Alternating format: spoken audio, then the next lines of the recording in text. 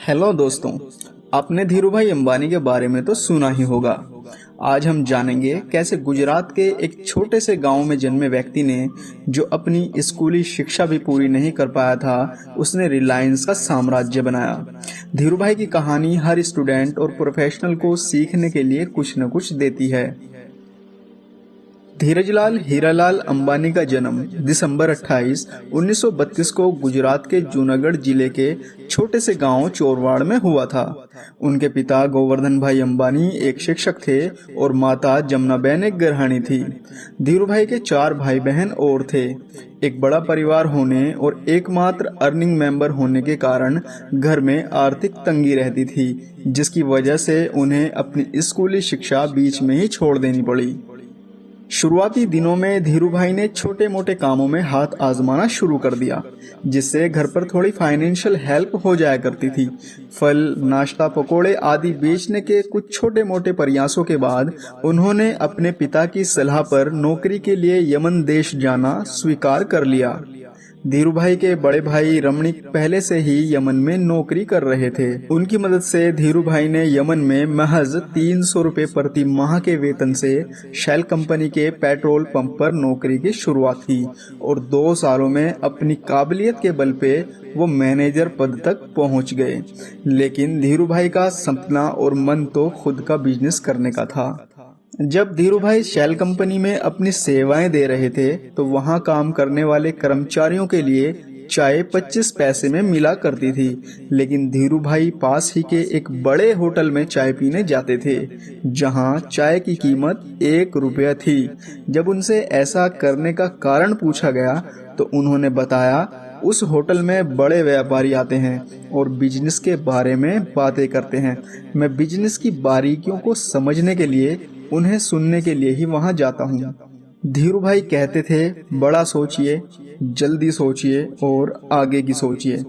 उन दिनों में यमन में चांदी के सिक्कों का प्रचलन था। इन सिक्कों की चांदी का मूल्य सिक्कों के मूल्य से ज्यादा था। धीरूभाई ने इस अवसर को समझा और लंदन की एक कंपनी को इन सिक्कों को गलाकर एक्सपोर्ट करना शुरू कर दिया। जब तक यमन सरकार को इस बात का पता चल पाता, वे मोटा मुनाफा कमा चुके थे। हालांकि इस तरह की बातों पर आपत्ति भी उठाई जा सकती है। 1950 के दशक में जब यमन में इंडिपेंडेंस स्ट्रगल की शुरुआत हुई, तो वहां भारतीयों के लिए अवसर जीरो हो गए। ऐसे मुश्किल वक्त में धीरूभाई भारत वापस चले आए और खुद का बिजनेस स्टार्ट करने की ठान ली। इन्वेस्टमेंट के लिए पैसे की कमी के चलते उन्होंने अपने मामा त्रिम्बकलाल दामिनी के साथ मसालों और शक्कर के व्यापार की शुरुआत की। यहीं से रिलायंस कमर्शियल कॉरपोरेशन की शुरुआत नरसिम्हा स्ट्रीट पर एक छोटे से कार्यालय के साथ हुई। इसी के बाद रिलायंस ने सूत के कारोबार में प्रवेश किया। यहाँ भी सफलता हाथ लगी और वे बॉम्बे सूत व्यापारी संघ के संचालक बन गए। इस वक्त तक उनका परिवार मुंबई के भुवनेश्वर स्थित जय हिंद एस्टेट में एक छोटे से अपार्टमेंट में रहता था। उनका ये नया बिजनेस जोखिमों से बहुत भरा हुआ था, जो कि उनके मामा के बिजनेस करने के तरीके से एकदम अलग था। इसीलिए उनके मामा रिलायंस कंपनी से अलग हो गए, लेकिन इससे रिलायंस पर कोई खास फर्क नहीं पड़ा और 1966 में रिलायंस टेक्सटाइल का जन्म हुआ। अहमदाबाद के नरोड़ा में मिल की स्थापना पर उनके बड़े भाई रमणीक लाल के बेटे विमल के नाम पर विमल ब्रांड की शुरुआत की, जो ओनली विमल जिंगल के साथ पूरे हिंदुस्तान में जाना गया। अब उनका लक्ष्य था वर्टिकल इंटीग्रेशन, यानी कि अपनी बिजनेस की वैल्यू चेन में आगे और पीछे की लिंक्स को एक्सपेंशन करना। 1980 के दशक में धीरूभाई ने पॉलिएस्टर फिलामेंट यार्न का प्रोडक्शन करने के लिए सरकार से लाइसेंस लेने की कामयाबी हासिल कर ली थी। धीरूभाई को भारत में इक्विटी में निवेश को प्रचलित करने का श्रेय भी जाता है। उन्होंने गुजरात और दूसरे राज्यों के ग्रामीण लोगों को इक्विटी में निवेश करने के लिए राजी कर लिया था। अपनी लाइफ में ही धीरूभाई ने रिलायंस के कारोबार का विस्तार अलग अलग सेक्टर में कर दिया था।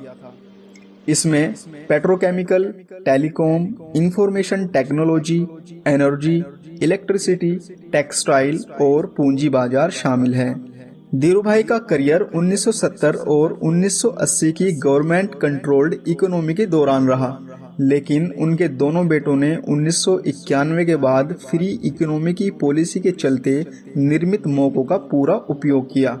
2012 में संपत्ति के हिसाब से विश्व की 500 सबसे अमीर और विशाल कंपनियों में रिलायंस को शामिल किया गया। धीरूभाई की लाइफ पे बेस्ड और मणिरत्नम की डायरेक्शन में बनी फिल्म में एक डायलॉग है कि मुझे जैसा दरवाजा मिला मैंने उसे वैसे ही खोला। ये डायलॉग शायद धीरूभाई के जरिए बिजनेस करने में आए स्ट्रगल को बताता है और उन पर सरकार की नीतियों को प्रभावित करने और नीतियों की कमियों से पैसा कमाने के आरोप भी लग दे रहे हैं। लगातार बढ़ते बिजनेस के बीच उनका स्वास्थ्य खराब हुआ और 6 जुलाई 2002 को उनकी मृत्यु हो गई। आज रिलायंस कंपनी को दुनिया की 100 सबसे बड़ी कंपनियों में गिना जाता है।